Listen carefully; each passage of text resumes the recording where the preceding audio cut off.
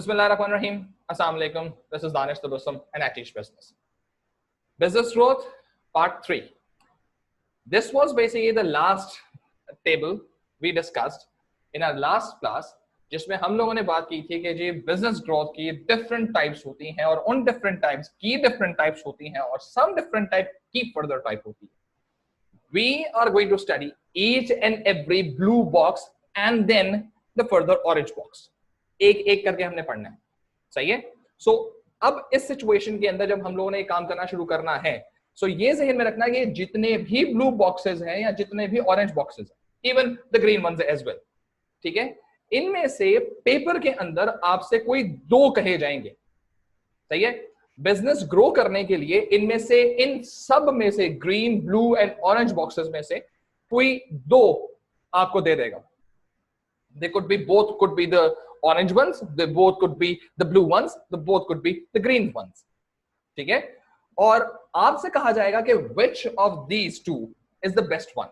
तो किसी एक के बारे में फिर हम लोगों को एक्सप्लेन करना शुरू कर देना होगा.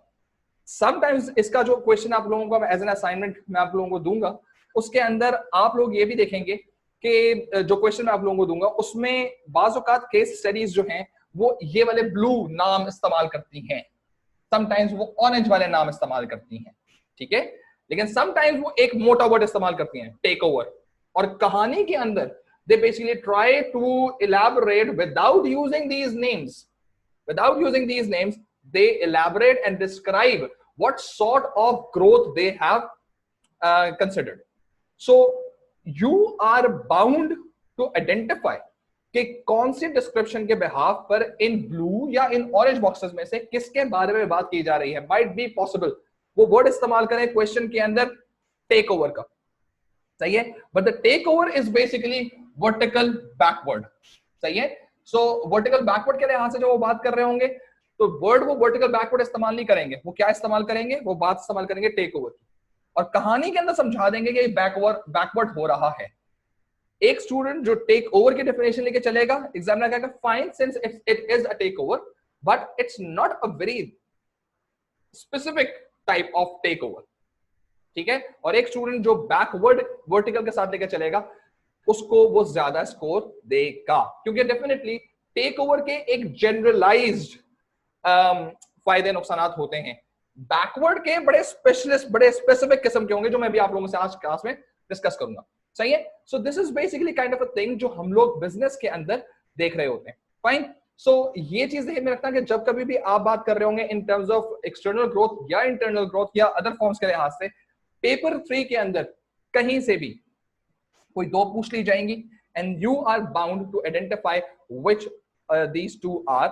A, B, you have to talk specifically about them and then select which one is the best one according to the case given to you. ये आपके पास एक बेसिक लेवल का सप्लाई चेन है. रिमेंबर हम लोगों ने सप्लाई चेन की पहले बात की हुई है. एक चीज होती थी हमारे पास चैनल ऑफ डिस्ट्रीब्यूशन और एक चीज होती थी हमारे पास supply chain. Right now this is your supply chain. We have a supplier, we have a manufacturer, we have a distributor, we have a warehouser, and we basically have a wholesaler, and we have a retailer. अब ये सारे businesses हैं. अब इन businesses के अंदर vertical backward होना या vertical forward होना कैसे possible हो सकता है? क्योंकि पहला हमारे पास जो है it's about the vertical integrations.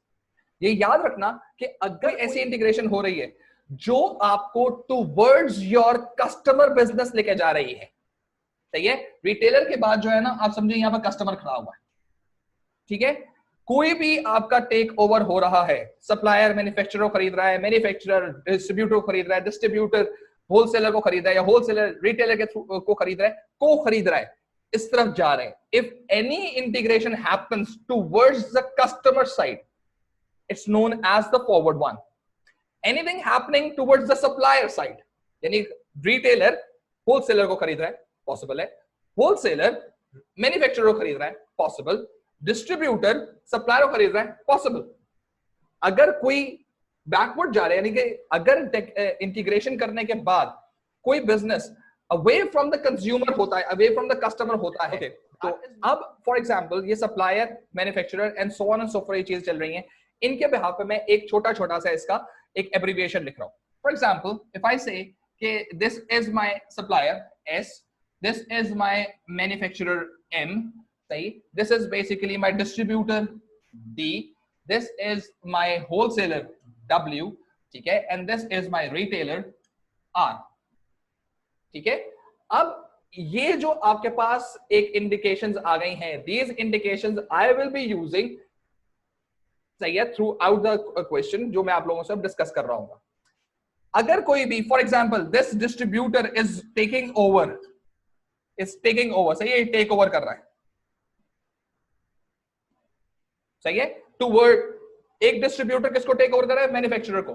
जैसे ही इसने ये टेक ओवर किया है तो फौरन से वैसे ये टेक ओवर, क्योंकि पहले डिस्ट्रीब्यूटर यहां था, कस्टमर यहां पर है, सही है, अब बिजनेस कहां चलेगा? पीछे चला गया. As soon as it moves backward, it gets away from the business, from the final customer. This is backward integration. लेकिन if this wholesaler is going to buy this, ठीक है, तो पहले होलसेलर कहां खड़ा हुआ था? यहां था, यहां पर आपका कस्टमर है, ठीक है, और अब आपका खरीदने के बाद वो कस्टमर के करीब आ गया है. जैसे कस्टमर के करीब आ गया, this is your forward integration, ठीक है, this is your vertical backward integration, सही है, this is your vertical forward integration, ठीक है. ये याद रखना कि बिजनेसेस लंबी छलांग भी मार सकते हैं. ये रिटेलर एक सप्लायर को भी खरीद सकता है, ये होलसेलर एक मैन्युफैक्चरर को खरीद सकता है, यानी छलांग लंबी लग सकती है, depending on their strategic move, what they literally want to do. उस लिहाज से they basically are going to decide कि हमें क्या मूव करना चाहिए. फॉर एग्जाम्पल, अगर मैं एक बात करता हूं, मैं एक मैन्युफैक्चरर हूं और मुझे लगता है कि सप्लाईज मुझे खरीदनी है, और सप्लाईज खरीदने के लिए मुझे हर वक्त सप्लायर के पास जा जाके बैठना पड़ता है. Why don't I just buy a small supplier for myself? So मैं जब उस सप्लायर को खरीदूंगा, स्मॉल सप्लायर को खरीदूंगा, आई वर्टिकली बैकवर्ड इंटीग्रेटेड, सही है. Similarly a manufacturer can even think कि यार मेरी जो प्रोडक्ट है वो डिस्ट्रीब्यूटर के पास जाती है, डिस्ट्रीब्यूटर से वो होलसेलर के पास जाती है, होलसेलर से वो रिटेलर के पास जाती है, कंज्यूमर बेचारा यहां खड़ा हुआ है, सही है, एंड दे आर वेटिंग, ठीक है, ये वेट कर रहा है बेचारा, देर लगती है. तो why don't I just have some retail shop, Gul Ahmed, ठीक है, गुल अहमद का जो आइडियाज खुला है वो क्या है? उसने खुद से अपना को वर्टिकल फॉरवर्ड इंटीग्रेट किया है, सही है. अच्छा, एक क्वेश्चन ज़हन में आ सकता है, सर वर्टिकल तो यूं होता है, ये तो यूं चल रहा है, मैंने इसकी चेन ऐसी बनाई हुई है, मैं चाहूं तो इसको ऐसे खड़ा कर सकता हूं, देखिए खुद ब खुद ही वर्टिकल हो जाएगा, ठीक है. सो ये चीज ज़हन में रखना कि अगर मैं इन टर्म्स ऑफ बिजनेस के लिहाज से बात कर रहा हूं, सो ये एक ही इंडस्ट्री के अंदर बात हो रही है, सही है. अगर आपकी एक्विजिशन या टेक ओवर या मर्जर टूवर्ड्स कस्टमर साइड होगा तो वो वर्टिकल फॉरवर्ड होगा. अगर टूवर्ड्स सप्लाइंग बिजनेस होगा, वर्टिकल बैकवर्ड होगा. अगर एट द सेम लेवल होगा, दो मैन्युफैक्चरर्स, सना सफीनाज और खादी मर्ज टुगेदर, हॉरिजॉन्टल. अब ये चीज ध्यान में रखें कि जब हम लोग बात करते हैं वर्टिकल फॉरवर्ड की, सही है, vertical forward VFI, vertical backward VBI, horizontal HI, ठीक है. अगर दो रिटेलर्स आपस में मर्ज कर रहे हैं, जैसे आपके घर के पास कोई दो दुकानें हो सकती हैं, दोनों ग्रोसरी स्टोर्स हैं और दोनों ग्रोसरी स्टोर्स आपस में मर्ज हो रहे हैं, बिगर स्टोर बना रहे हैं, ये आपके पास हॉरिजॉन्टल इंटीग्रेशन होगा. लेकिन अगर एक टायर वाला एक दूध वाले के साथ, यानी कि एक टायर वाले की शॉप है और एक दूध वाले की शॉप है, वो आपस में मर्ज कर रहे हैं, शॉप दोनों की है, दोनों रिटेलर्स हैं, लेकिन दोनों डिफरेंट इंडस्ट्रीज में. So anything happens in different industries, सही है, B it be on the same stage or be it be on a different stage, it's going to be diversification, सही है, जिसका एक और नाम भी होता है, वो मैं लिख दूंगा जब हम पढ़ रहे होंगे. सो उसको डाइवर्सिफिकेशन कहते हैं, मीनिंग वर्टिकल बैकवर्ड भी होगी, वर्टिकल फॉरवर्ड भी होगी, हॉरिजॉन्टल भी होगी, लेकिन इंडस्ट्री चेंज हो जाएगी. जिसको टेक ओवर कर रहे होंगे ना, वो डिफरेंट इंडस्ट्री में होगा, आपकी इंडस्ट्री में नहीं होगा. आप अगर सीमेंट का इंडस्ट्री में काम कर रहे हैं तो आप किसी पेपर वाले को खरीदें, पेपर के डिस्ट्रीब्यूटर को खरीद लो, पेपर के मैन्युफैक्चरर को खरीद लो, पेपर के रिटेलर को खरीद लो, पेपर के मैन्युफैक्चरर को खरीद लो. बैकवर्ड, फॉरवर्ड और हॉरिजॉन्टल ये सब लग रहे हैं इस तरह के, क्योंकि आप खुद सीमेंट के मैन्युफैक्चरर हैं. लेकिन अगर क्योंकि सीमेंट और पेपर की इंडस्ट्री डिफरेंट है, ये सब के सब हॉरिजॉन्टल, बैकवर्ड, फॉरवर्ड जितने भी हैं, ये सब के सब क्या बन जाएंगे? डाइवर्सिफिकेशन, ठीक है. अब बिजनेसेस जो हैं वो जो वर्टिकल बैकवर्ड कर रहे होते हैं या वर्टिकल फॉरवर्ड कर रहे होते हैं या हॉरिजॉन्टल करते हैं या डाइवर्सिफिकेशन करते हैं, ये सारे के सारे जितने भी हैं, they all are dependent over the particular concept of their objective. बाज ऑब्जेक्टिव्स हैं जिसको आपका वर्टिकल फॉरवर्ड फॉलो करता है, बाज ऑब्जेक्टिव्स हैं जो वर्टिकल बैकवर्ड फॉलो करता है, बाज ऐसे ऑब्जेक्टिव्स हैं जो हॉरिजॉन्टल फॉरवर्ड करता है, और बाज ऐसे ऑब्जेक्टिव्स हैं जो डाइवर्सिफिकेशन लेकर आता है। यानी जब हम अभी उनके फायदे नुकसान देखेंगे तो फायदे देखते वक्त आपको क्लियर अंडरस्टैंडिंग हो जाएगी, यार ये वाला फायदा अगर मुझे चाहिए ना, बाकी तो सही है, लेकिन अगर मुझे ये फायदा चाहिए तो मुझे वर्टिकल फॉरवर्ड करना चाहिए, मुझे ये वाला फायदा नहीं चाहिए, मुझे कोई और फायदा चाहिए, तो माइट बी पॉसिबल मुझे हॉरिजॉन्टल इंटीग्रेशन करनी पड़ेगी। So this is basically very important to know कि आप कौन सा एडवांटेज लेना चाहते हैं। क्या ये पॉसिबल है कि एक बिजनेस फॉरवर्ड भी करे और बैकवर्ड भी करे और एक वक्त में हॉरिजॉन्टल भी करे? Yes, it is possible. लेकिन ये एक वर्टिकल फॉरवर्ड करना या एक बैकवर्ड या हॉरिजॉन्टल करना, इट इज सो एक्सपेंसिव कि company who is able to do it उसका सिर्फ बहुत पैसा होगा, ठीक है, अदरवाइज ये पॉसिबल रियलिटी में होता नहीं है। हाँ, स्टेप बाय स्टेप जरूर कर सकते हैं कि 1-2 साल पहले आपने वर्टिकल फॉरवर्ड किया, फिर 2-3 साल बाद आप तकरीबन बैकवर्ड करेंगे और 5-6 साल के बाद आप हॉरिजॉन्टल करेंगे। After a decade you vertically backward and forward basis पर आपकी इंटीग्रेशन विद हॉरिजॉन्टल हो चुकी है। पॉसिबल है, एक साथ करना नॉट पॉसिबल, ठीक है। यही वो रीजंस हैं कि इन सब में पैसे खर्च होते हैं, रिमेंबर, ठीक है। एट टाइम्स कंपनीज का इतने पैसे होते नहीं है, और जब भी हमारे पास फिर वो अदर फॉर्म्स के बारे में हम बात करते हैं, सही। सो अब आपके सामने मैं कुछ एडवांटेजेस जो हैं वो लेकर आऊंगा, and you have to think कि ये एडवांटेज हैं किसके। अक्सर मैंने लिखा हुआ नहीं है किसके एडवांटेजेस हैं, ये एडवांटेज आ जाएंगे सामने, सही है। आपको ही बताना होगा कि ये एडवांटेजेस वर्टिकल फॉरवर्ड के हैं, वर्टिकल बैकवर्ड के हैं, हॉरिजॉन्टल के हैं, ये हैं किसके, so that you can understand कि what is the basic reason behind it, कि यार ये एडवांटेज जो, ये एडवांटेजेस जो लिस्ट है ये किसको केटर कर रही है, ये आपके बैकवर्ड को या फॉरवर्ड को या हॉरिजॉन्टल को केटर कर रही है, सही है। यहां तक समझ आ गया? जो आपके पास 3 एडवांटेजेस नजर आ रहे हैं, ये एडवांटेजेस कौन से मेथड के हो सकते हैं? पहला एडवांटेज जो ये एडवांटेजेस है, ठीक है, control over cost of production, सही है। Number 2, can supply to competitors, and number 3 जो है कि control over volume of supplies. ये 3 जो आपके एडवांटेजेस हैं, ये 3 एडवांटेजेस आपके वर्टिकल बैकवर्ड के हैं, ठीक है। अब आपको एक क्लियर अंडरस्टैंडिंग होगी कि अगर मुझे कंट्रोल सप्लाईज पे चाहिए होगा, यानी कि अगर मैं अपनी कॉस्ट ऑफ प्रोडक्शन को कंट्रोल करना चाह रहा हूंगा, so then I will be going with my vertical backward, ठीक है। so these are the advantages, सही है, these are the advantages of vertical backward integration। होता क्या है, आपने अपने सप्लायर को खरीदा, सही है, और सप्लायर को खरीदने के बाद आपके पास ये अंडरस्टैंडिंग आ गई कि यार अब क्योंकि मुझे अपना सप्लायर मालूम है, मैंने एक मैन्युफैक्चरर को सप्लायर को खरीदते हुए देखा, तो इसका मतलब क्या है कि अब मैन्युफैक्चरर के पास अपना सप्लायर है, उसको जब दिल चाहेगा, जितना दिल चाहेगा वो सप्लाई खरीद सकता है, वॉल्यूम पे कंट्रोल आ गया, सही है। सिमिलरली एक फायदा इसको जो मिलता है वो ये है कि अब वो supplier, for example if I से कि S1 2 मैन्युफैक्चरर्स को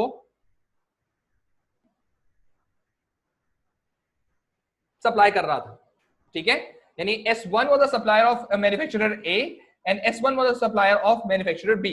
What happened कि A basically somehow manages to buy S1, सही है, MA ने जो है वो बैकवर्ड इंटीग्रेट किया और S को खरीद लिया, सही है। This becomes your vertical backward integration. अब वर्टिकल बैकवर्ड इंटीग्रेशन के अंदर MB को नहीं मालूम कि दिस सो हैपेंड, क्योंकि वो किससे खरीदा था, S1 से खरीदता था। तो बेसिकली अब होगा क्या कि MA अपने कॉम्पिटिटर को चीज बेच रहा होगा, लेकिन किस नाम से बेच रहा होगा, S1 के नाम से बेच रहा होगा, ठीक है ना, क्योंकि अब MA और S1 एक है। तो अगर MA को कोई चीज चाहिए, मैन्युफैक्चरर A को कोई चीज चाहिए, तो वो तो अपने कमरे में जाएगा, जाके चीज खरीद के लेकर आ जाएगा, उसको खरीदने की जरूरत ही नहीं, कॉस्ट ऑफ प्रोडक्शन तो बिल्कुल कम पड़ गई उसको। लेकिन ऑन द कॉन्ट्री अगर B को खरीदना है तो पहले वो A के गुस्से में देखा करता था, सही है। पहले इन दोनों के लिहाज से जो शक्लें बना करती थी, वो दोनों जो थे वो इस तरह से दोनों गुस्से में बैठे होते थे कि यार ये क्या चीज हो रही, सही है, this was a manufacturer A and this is manufacturer B before, ठीक है, ये बिफोर की कहानी। लेकिन आफ्टर दिस इंटीग्रेशन ये जो है,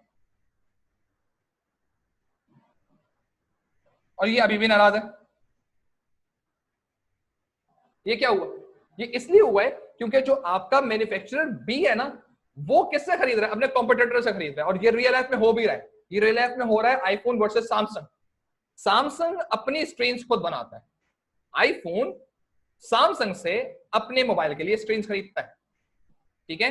पहले बिफोर में क्या था, आईफोन और सैमसंग एक दूसरे की काट में लगे होते थे कि तुम्हारे कस्टमर मेरे पास आ जाएं, तुम्हारे कस्टमर तुम्हारा प्रोडक्ट जल जाए, खत्म हो जाए, बेकार हो जाए, अल्लाह करे कुछ कीड़े पड़ जाए इसके अंदर, ऐसी बातें करते थे क्योंकि राइवलरी थी ना। राइवलरी तो अभी भी है, लेकिन सैमसंग अब इस तरह की शक्ल में आ चुका है। सैमसंग कहता है आईफोन फलो फूलो, बड़े हो, ग्रो करो, तुम्हारे अल्लाह करे आईफोन्स और बिके। क्यों और बिके?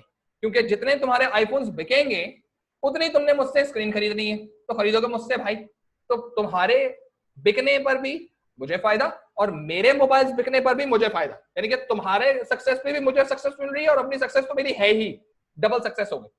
This is the reason where companies believe कि वर्टिकल बैकवर्ड इंटीग्रेट करना बहुत जरूरी होता है और बाकायदा इसके लिए रिसर्च एंड डेवलपमेंट की जाती है कि इज देयर अ वे कि हम लोग बैकवर्ड इंटीग्रेट करके चीजें कवर करना शुरू कर दें।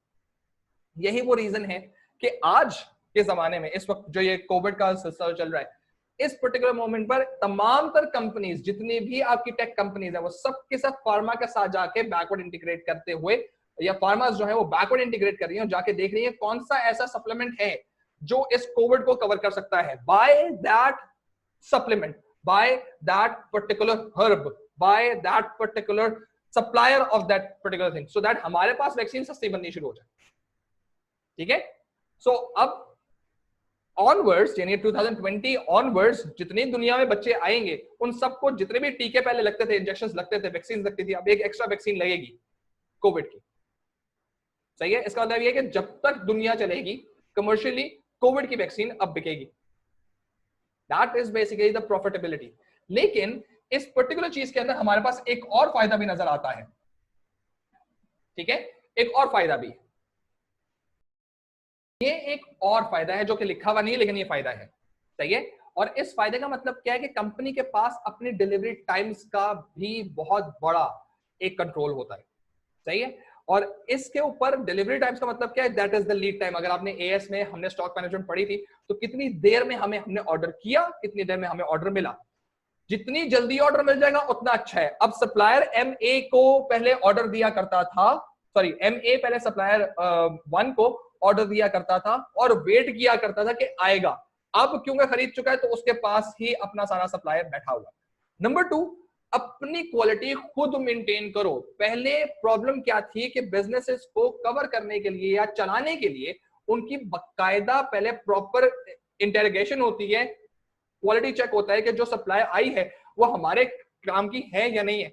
एक सिंपल एग्जांपल देता हूं, पाकिस्तान में अगर कोई कंपनी, जैसे हम बात करते हैं टपाल चाय की, सही है, टपाल चाय का जो पैकेट है, जो थैली है, वो प्रिंट होने के लिए जाती है, सही है, और प्रिंट होने के लिए उसके कुछ बिलियंस ऑफ डब्बे प्रिंट होते हैं, सही है, मंथली बेसिस के ऊपर, क्योंकि बहुत कंज्यूम होती है। अब वो डब्बे जब बन रहे होते हैं या जब छप रहे होते हैं, तो जो टपाल वालों की क्वालिटी अश्योरेंस वाली कॉम है, वो आकर बकायदा रैंडम चेक करती है और मल्टीपल रैंडम चेक्स होते हैं। अगर उनके रैंडम चेक्स के अंदर उनको थैले, जो उनके पैकेट्स के जो प्रिंटिंग है वो सही नजर नहीं आएगी, they are going to discard the whole lot. Paper सही नहीं है, कलर सही नहीं हुआ, so on and so forth. Red छापना था, पिंक छाप दिया, तो वो तो नहीं बिकेगा मार्केट में, जाया हो जाएगा। लेकिन अगर, और वो कब हुआ, जब प्रिंटिंग हो चुकी। लेकिन अगर फॉर एग्जाम्पल जाकर ये सप्लायर को खरीद लेते हैं, ऐसे प्रिंटर को खरीद लेता है, तो इसका मतलब क्या, अपना पैकेट खुद ही छापेगा वो, सही है। This is the reason where companies play with vertical backward integration. अपनी मर्जी से चीजें वो प्रोग्रेस करते हैं, अपनी मर्जी से वो चीजें बनाना शुरू करते हैं, और कभी उनको डिजाइन चेंज भी करना होगा तो परेशानी नहीं होगी, सही है। सो ये वो तमाम तर फायदे हैं जिनके थ्रू बिजनेसेस जो हैं वो वर्टिकल बैकवर्ड को फोकस कर रहे होते हैं। यहां तक क्लियर है सबको? सही है ना जी। अब ये जो फायदे आए हैं, ये फायदे जो है ये ओरिजिनली वर्टिकल फॉरवर्ड के हैं, सही है। ये जो फायदे आपके सामने आए हैं ये सारे के सारे फायदे जो है ये वर्टिकल फॉरवर्ड के हैं। और वर्टिकल फॉरवर्ड के फायदे होने का सबसे बड़ा जो कंपनी को जो एक्स फैक्टर है दैट इज कि company have more control and more focus over price, ठीक है। जब आप बैकवर्ड कर रहे होते हैं तो what you want to control your cost, सही है। जब आप फोकस आगे जाना शुरू करते हैं what you really want to do, you really want to control your price, सही है। सो प्राइस कंट्रोलिंग के लिए वी हैव वर्टिकल फॉरवर्ड और कॉस्ट कंट्रोल के लिए we basically have our vertical backward, सही है। सो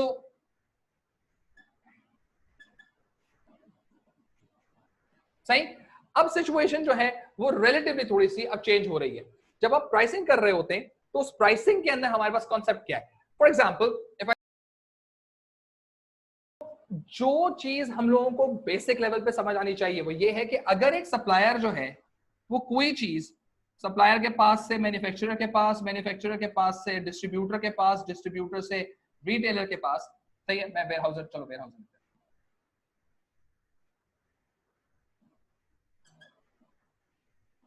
ठीक है।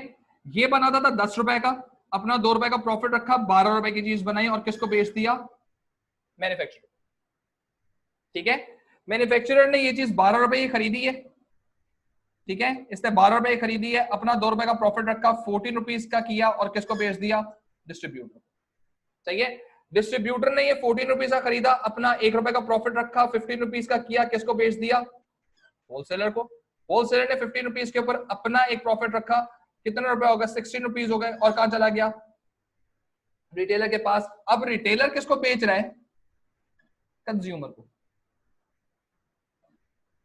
ठीक है। अब ये बेचारा जो कंज्यूमर है, इसको बता देता हूं मैं। अब इसने जो यहां से आगे बेचना है कंज्यूमर को, उसमें इंपॉर्टेंट चीज क्या है कि आपके पास अब ये अपना प्रॉफिट रखेगा और वो किसके पास जाएगा, आगे, ठीक है ना। If this is so happening और वर्टिकल फॉरवर्ड इंटीग्रेशन होती है, फॉर एग्जांपल मैन्युफैक्चरर पहले अपना प्रोडक्ट 12 में खरीद कर, 12 रुपीज का खरीद कर 14 में बेचा करता था, 2 रुपए का प्रॉफिट रखता था, सही है।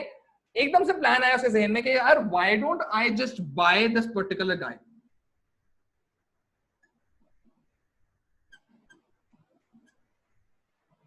Why don't I just bye it, ठीक है। as soon as manufacturer buys this particular retailer, अब ओरिजिनली ये सब लोग पीछे से बाईपास हो गए, ठीक है।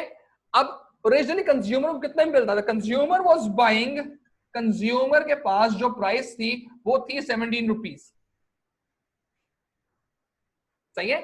और कंज्यूमर को और आप लोगों को भी मालूम है कि अगर कहीं पर भी प्राइस डिक्रीज होती है डिमांड बढ़ती है, सही है। So whenever there is a price decrease there is an increase in demand, therefore अब पहले वो कितने पे चीज बेच रहा था,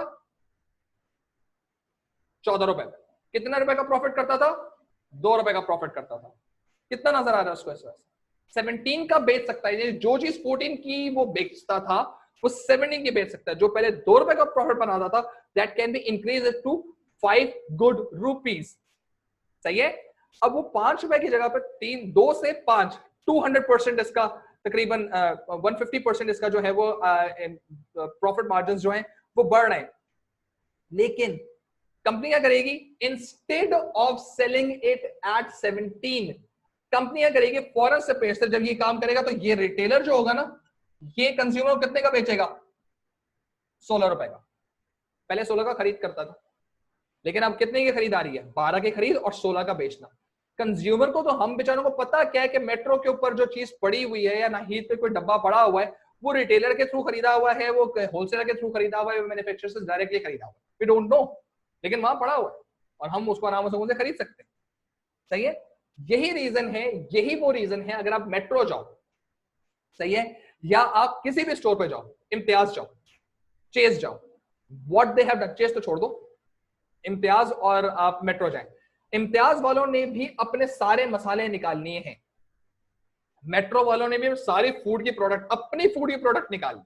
मतलब दाल पड़ी हुई है, पल्सेस हैं दे, लेकिन पल्सेस जो है वो ब्रांड की भी है, उनकी भी है, और उसमें अच्छा खासा पैसा फर्क है, क्योंकि वो खुद से चीज को वो किसी डिस्ट्रीब्यूटर से पकड़ के भर के डाल के दे रहे हैं, उनको रिटेल शॉप का मसला ही कोई नहीं है। अपना मसाला बना दिया तो शान का मसाला पड़ा हुआ है, उनका अपना मसाला ही पड़ा हुआ है, ठीक है ना। अब शान वाले ब्रांड है वो अपनी ब्रांडिंग कर रहे हैं क्योंकि उनकी दुकान नहीं है, लेकिन मेट्रो वालों की अपनी दुकान है, उसके थ्रू वही प्रोडक्ट जो शान का मसाला फॉर एग्जाम्पल 50 रुपीज का बिक रहा है, वो चीज मेट्रो वाले अगर लॉन्च करते हैं अपने मसाले के लिहाज से, definitely taste is not going to be there, ठीक है। देखो 50 का नहीं बेचेंगे, वो 45 का बेचेंगे, एंड दिस पर्टिकुलर 5 रुपी का जो एक फ्रैक्शन है that is going to increase particular demand, सही है। And this is basically really important to know. Fine, fourth advantage क्या है। अब ये तमाम तरह एडवांटेजेस जितने भी यहाँ पर रखे गए हैं, ये सारे एडवांटेजेस अपनी जगह, लेकिन यहाँ से एक और एडवांटेज जो हम लोगों को मिलता है कि कस्टमर से हम लोग रिलेटिवली ज्यादा अच्छे तरीके से इंटरेक्ट कर सकते हैं, कस्टमर की इंफॉर्मेशन ले सकते हैं, प्रोडक्ट रेंज की इंफॉर्मेशन मिल सकती है, प्राइस पे हमारा कंट्रोल आ सकता है, plus since we basically are literally very close and even closer to our customer and interacting more frequently with our customer, we can enhance and we can improve the product attributes and features so that our product becomes more acceptable to our consumer. This was not happening before because what we were making was basically sold by some other party, and the other party was not even communicating back to us कि यार what was the problem with our product. लेकिन अब यहाँ पर since we already know we are facing the customer, so we literally know what the customer want. So this is very interesting to know कि companies do believe कि ये movement उनको customer के close करती है, customer को ज्यादा interactive बनाती है, उनके लिए ज्यादा फायदा देती है. So these are the 4 advantages of forward vertical integration. हम लोगों ने 4 एडवांटेजेस जो हैं वो हम लोगों ने वर्टिकल बैकवर्ड के किए. कल की क्लास के अंदर we will be talking about horizontal and diversification, and see you tomorrow inshallah for horizontal and diversification, and hopefully आपको ये चीज समझ आ गई होगी. ठीक है, थैंक यू वेरी मच. अस्सलाम वालेकुम.